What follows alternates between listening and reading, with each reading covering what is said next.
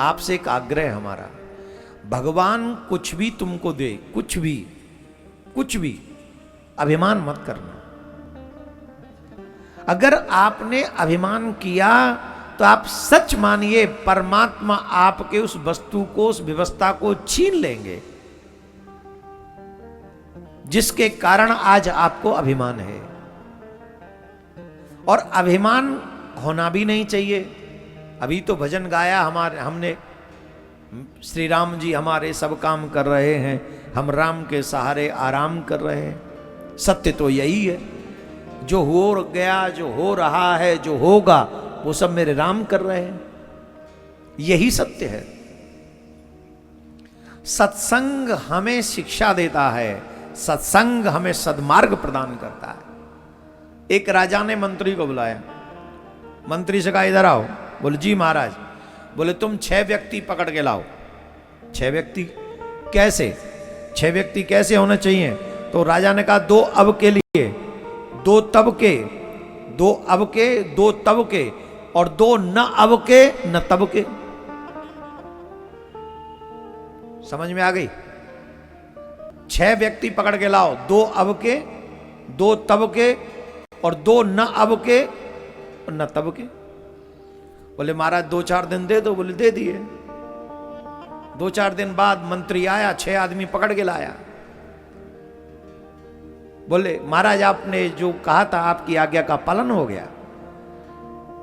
बोले क्या करके लाए? बोले आप बताइए आपने हमें क्या कार्य बताया था? हमने 6 व्यक्ति मांगे थे तुमसे। बोले महाराज मैं ले आया। बोले कौन से हैं?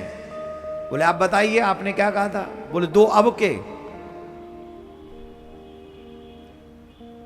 2 सन्यासी। बोले ये अब के। 2 बाबा जी पकड़ के लाए, सन्यासी महात्मा, ये अब के। हमने कहा था 2 अब के लिए। तो बोले महाराज सुनिए, ये आपके सामने 2 राजा हैं,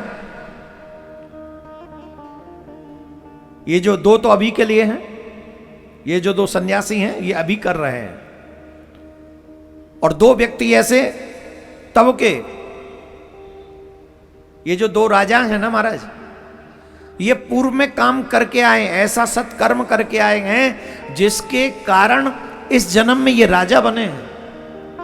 और ये जो 2 व्यक्ति हैं राजा सन्यासी, ये तब के, ये इस जन्म में इतने अच्छे काम कर रहे हैं कि इनको आगे जाके भोगना पड़ेगा। ये सब अच्छे काम आगे भोगेंगे, फल भोगेंगे।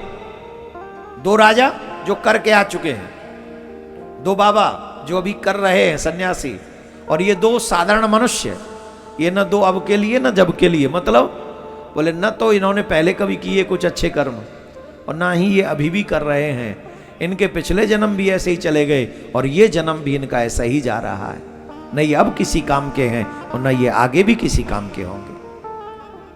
जो अच्छे काम के हैं वो राजा बने बैठे हैं, जो करके आए थे, जो अभी सत्संग कर रहे हैं, संत बने, भजन कर रहे हैं, दान पुण्य कर रहे हैं, वो आगे जाके उसका फल भोगेंगे। और जो सिर्फ जीवन जी रहे हैं, काट रहे हैं, कईयों से पूछो तो कहते महाराज बस जीवन कट रहा है। उनका वाकई कट रहा है,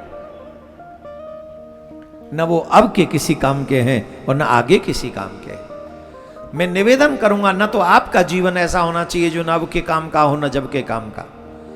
आपके जीवन में भजन, सत्संग, दान, ये 3 चीजें इन्वॉल्व रखना पूरे जीवन भर।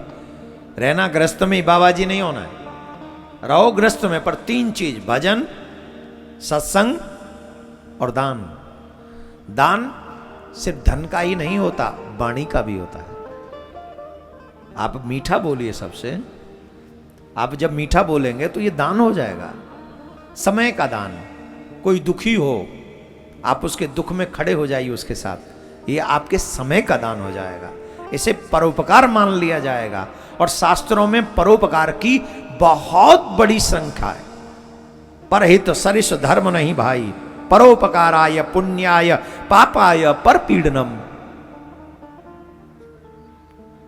श्रेष्ठ धर्म माना गया परोपकार करना। तो जब आप किसी के दुख के समय उसके साथ खड़े हो जाते हो तो परोपकार माना जाता है। आप उस समय का दान कीजिए। कोई बीमार है, उसके पास अपना इलाज कराने के लिए धन नहीं है, थोड़ी बहुत धन से उसकी सेवा कर दीजिए, ये धन का सदुपयोग हो जाएगा, ये दान है।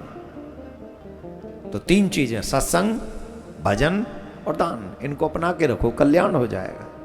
तुम यहां भी उचित रहोगे, वहां भी सम्माननीय होगे। ये हमारे शास्त्र, हमारे वेद कहते हैं, रामायण कहते हैं।